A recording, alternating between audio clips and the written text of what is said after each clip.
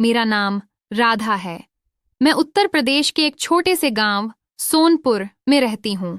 हमारा गांव बहुत प्यारा है।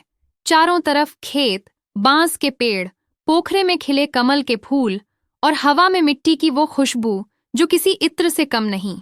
हमारे घर के पीछे आम का एक बड़ा सा बाग है और बचपन से ही मैं उसी बाग में खेलती, झूले झूलती और सपनों में खो जाती।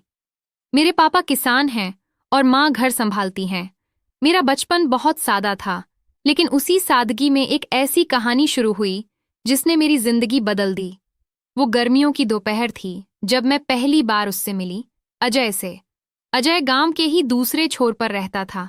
उसके पापा स्कूल के मास्टर थे और अजय खुद शहर में पढ़ता था, लेकिन गर्मी की छुट्टियों में हर साल गांव आता था। उस दिन मैं खेत के किनारे वाले कुएं पर पानी भरने गई थी। सूरज की तपिश इतनी थी कि माथे पर पसीना मोती बनकर चमक रहा था। तभी पीछे से किसी ने कहा, पानी भारी लग रहा है क्या? मदद कर दूं? मैंने पलटकर देखा। गोरी रंगत, नीली आंखों में शरारत और चेहरे पर मुस्कान लिए अजय खड़ा था। मैंने झेंपते हुए कहा, नहीं, मैं खुद ले जाऊंगी। उसने हंसते हुए बालों को पीछे किया और बोला, इतना जिद्दी मत बनो। गांव की लड़कियां तो बहुत मृदुभाषी होती हैं, तुम तो अलग ही निकली।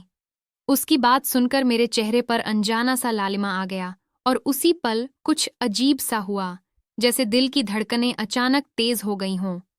उस दिन के बाद अजय अक्सर कहीं न कहीं दिख ही जाता। कभी खेतों के रास्ते, कभी मंदिर के बाहर, कभी तालाब किनारे। शुरू शुरू में मैं उससे नजरें चुराती थी, लेकिन वो हर बार मुस्कुराकर नमस्ते राधा कहता और मेरे दिल में जैसे घंटियां बज उठतीं। धीरे धीरे हमारी मुलाकातें बढ़ने लगीं। वो मुझे किताबें देता जो वो शहर से लाता था। मैं खेत के किनारे बैठकर पढ़ती और वो पास में पेड़ के नीचे गिटार बजाता। हवा में जब उसकी धुन घुलती तो लगता जैसे दुनिया थम सी गई हो। एक दिन बरसात शुरू हुई। खेतों में मेंढक टर्राने लगे और मिट्टी से वो भीनी खुशबू उठने लगी जो सीधे दिल में उतरती है। उस दिन मैं और अजय आम के बाग में थे। बारिश धीरे धीरे बूंदों में गिर रही थी और मैं पेड़ के नीचे खड़ी थी। उसने अपनी शर्ट उतारकर मेरे सिर पर ओढ़ा दी ताकि मैं भीग न जाऊं। मैंने हंसते हुए कहा, तुम खुद भीग जाओगे। उसने जवाब दिया, अगर तुम्हें हंसी आ जाए तो भीगना मंजूर है। उस पल उसके चेहरे पर कुछ ऐसा था जो मुझे कभी भूल नहीं सका। उसकी आंखों में वो अपनापन था जो सिर्फ सच्चे प्यार में होता है। उसी दिन मुझे एहसास हुआ कि मैं अजय से प्यार करने लगी हूँ। दिन बीतते गए। हमारा प्यार किसी पुराने गीत की तरह धीरे धीरे खिलता रहा। पर गांव की दुनिया बहुत छोटी होती है। लोगों की निगाहें, बातें और ताने जल्दी उठने लगते हैं। एक दिन मेरी माँ ने मुझे बुलाया और कहा, राधा, गांव में बातें चल रही हैं तेरे और अजय की। हमें अपनी इज्जत का भी ध्यान रखना है। मैं चुप रही, पर भीतर से टूट गई थी। मैंने अजय से बात की तो वो बोला, मैं जल्दी ही शहर से नौकरी लगने के बाद तेरे घर वालों से बात करूंगा। बस थोड़ा सब्र कर। उसके बाद वो शहर चला गया। रोज उसकी यादों के सहारे दिन बीतते। हर सुबह खेत में जाती तो लगता जैसे वो पेड़ के पीछे से निकलकर मुस्कुरा देगा। उसकी हर चिट्ठी मैं दिल से लगाकर रखती।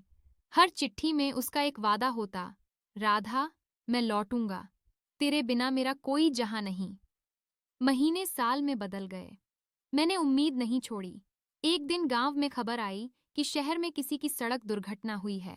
नाम था अजय शर्मा। मेरा दिल धक से रह गया। मैं दौड़कर मंदिर पहुंची और भगवान से रोते हुए बोली, हे ठाकुर, अगर मेरा प्यार सच्चा है तो उसे मुझे लौटा दो।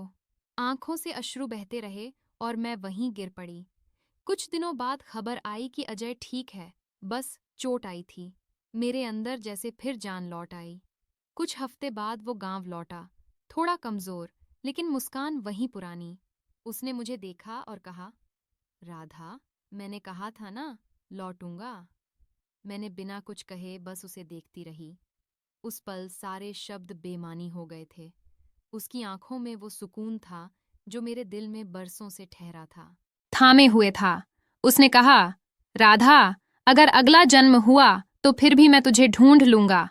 मैंने कहा, और मैं फिर तेरे नाम की हो जाऊंगी। आज इतने साल बाद भी जब मैं खेतों में चलती हूँ तो हवा में उसकी खुशबू महसूस करती हूँ। अजय अब शहर में काम करता है, लेकिन हर हफ्ते गांव आता है। हम दोनों शाम को आम के पेड़ के नीचे बैठते हैं, जहां हमारी पहली मुलाकात हुई थी। वो अब भी मुस्कुराकर कहता है, पानी भारी लग रहा है क्या? मदद कर दूं? और मैं हंसकर कहती हूँ, अब तो आदत हो गई है। कहते हैं, सच्चा प्यार वक्त की कसौटी पर हमेशा खरा उतरता है। हमारा प्यार भी वैसा ही है, सादगी में गहराई और खामोशी में एक पूरा संसार।